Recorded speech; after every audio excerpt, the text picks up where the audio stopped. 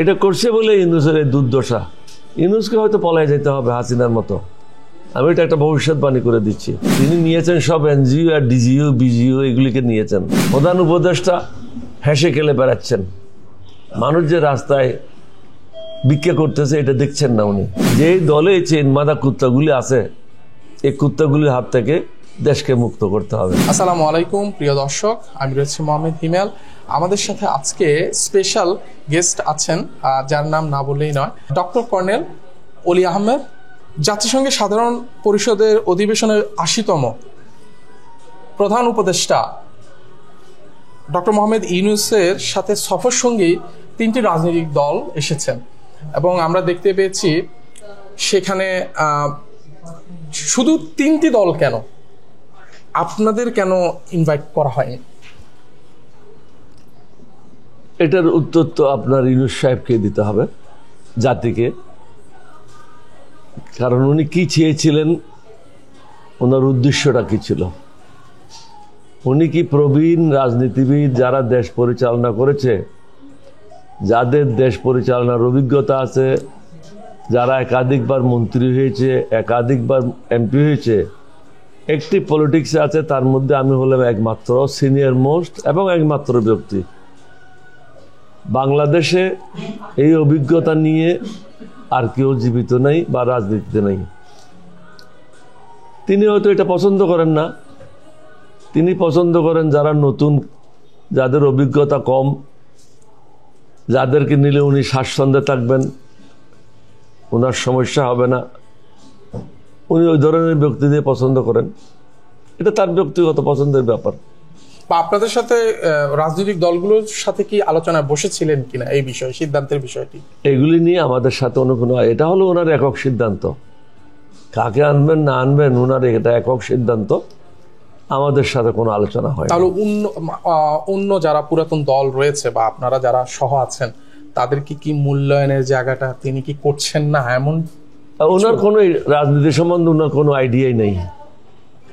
বাংলাদেশে doctor colonel অলি আহমেদ আর নেই। আমি দেশ পরিচালনা করেছি শহীদ রাষ্ট্রপতি জিয়ার সাথে ৫ বছর।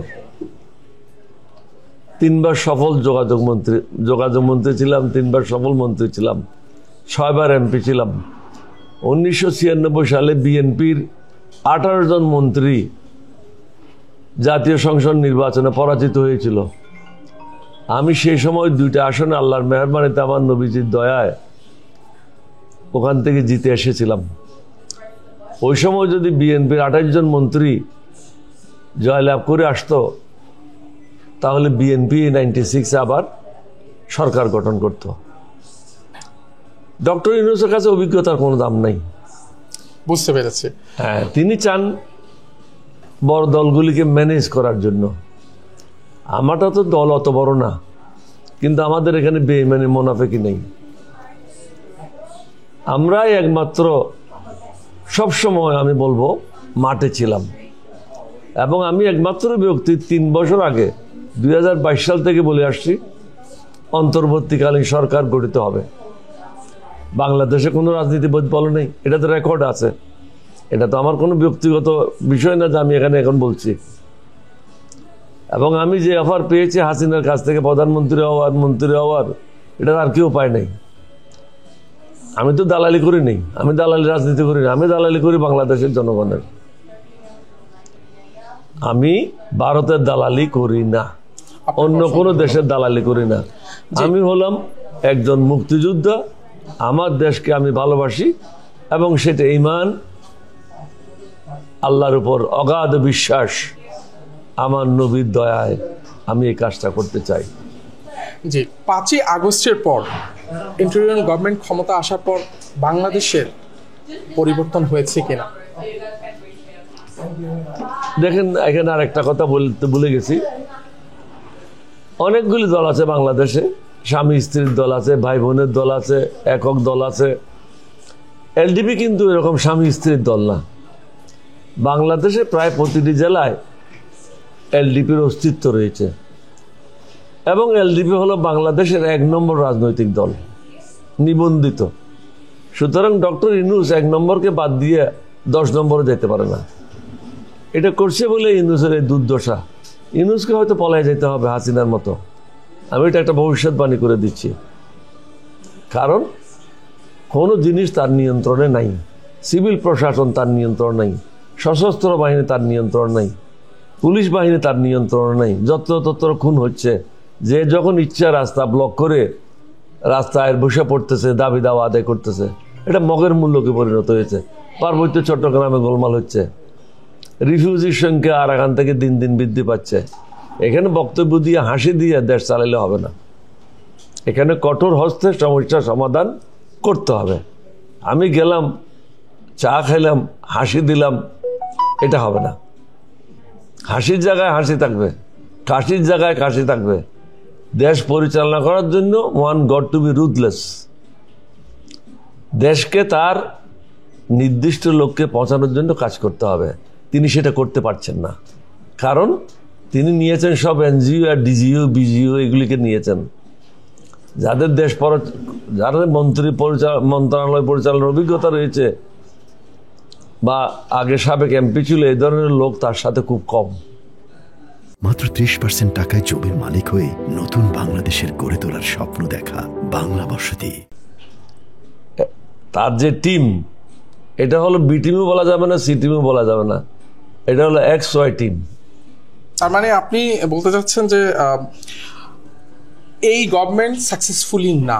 Absolutely no. ওকে, ধন্যবাদ। আপনার কাছ থেকে আমরা এটির উত্তর পেয়েছি। শেষের যে উত্তরটি সেটি হচ্ছে, বিএনপির মহাসচিব ফখরুল ইসলাম বলেছেন আওয়ামী লীগ এবং জাতীয় পার্টি নির্বাচনে অংশগ্রহণ করতে চান।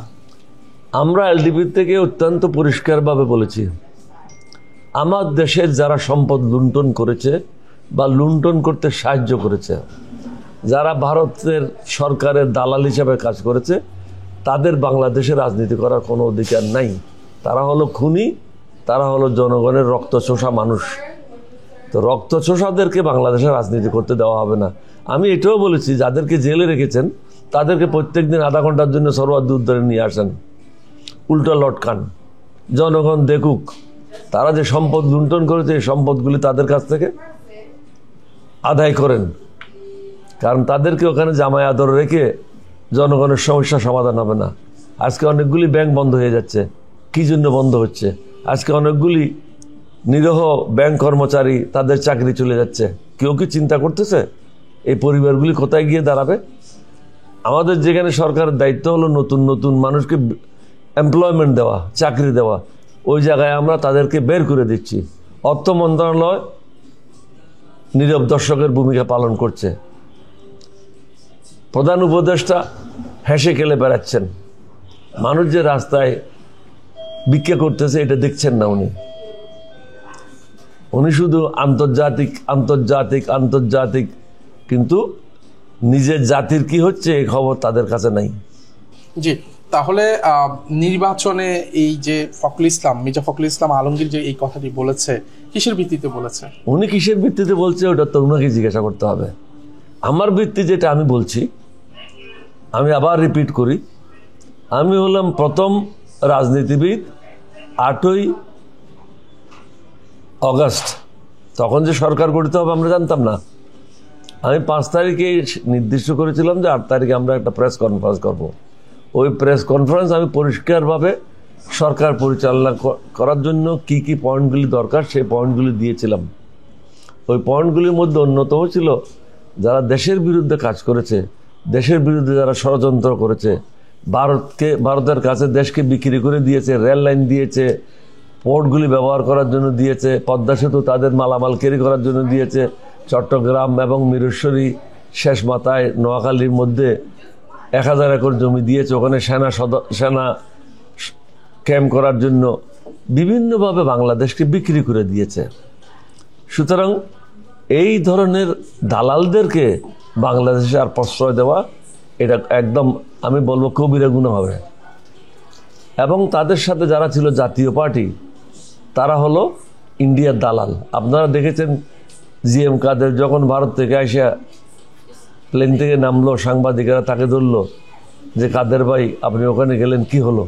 উনি বলেন যে আমার সাথে অনেক মন্ত্রীর সাথে কথা হয়েছে, গুরুত্বপূর্ণ ব্যক্তিদের সাথে কথা হয়েছে, কিন্তু ওদের অনুমতি ছাড়া আমি কিছু বলতে পারবো না।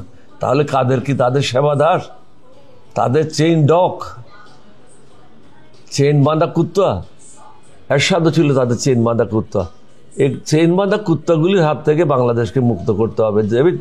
যেই দলে এই চেইন বাঁধা কুত্তাগুলি আছে, এই কুত্তাগুলির হাত থেকে দেশকে মুক্ত করতে হবে। এটাই হবে আমাদের আগামী দিনের জনগণের সংগ্রাম। ধন্যবাদ। আপনার এখানে এলডিপি যারা নেতাকর্মীরা আছেন তারা বলছেন তারা বাংলাদেশে এই মুহূর্তে যদি তারা ফেরত যায় তারা কোনোভাবেই সেফ না। এই বিষয়ে আপনি কি বলবেন? এটা অবশ্যই, কারণ হাসিনা ভারতে বসে প্রতিনিয়ত অ্যাসালম টাকা দিচ্ছে, যেটা আমি শুনেছি। অন্যান্যদের তাদের কাছেও হাজার হাজার কোটি টাকা আছে, যেমন স্বরাষ্ট্রমন্ত্রী আসাদুজ্জামান কামাল আছে, তার কাছে না হলেও লক্ষ হাজার কোটি টাকা আছে। অন্যান্য যারা মন্ত্রী আছে প্রত্যেকের কাছে কয়েক হাজার কোটি টাকা আছে।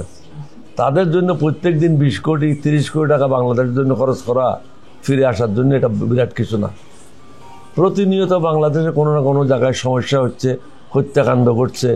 সুতরাং যারা নিবেদিত প্রাণ ছিল, নিবেদিত কর্মী ছিল, সরকার বিরুদ্ধে আন্দোলনের সাথে সম্পৃক্ত ছিল, তারা কখনো নিরাপদ না।